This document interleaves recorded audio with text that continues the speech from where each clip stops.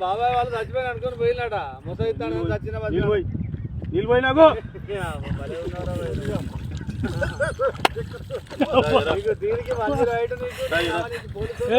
ఎందుకు పన్న వాళ్ళ తాయి పండుకున్నా ఎందుకు అనుకున్న వాళ్ళ ఈ చల్లదనానికి ఎండకు చేయలేక కన్నీకి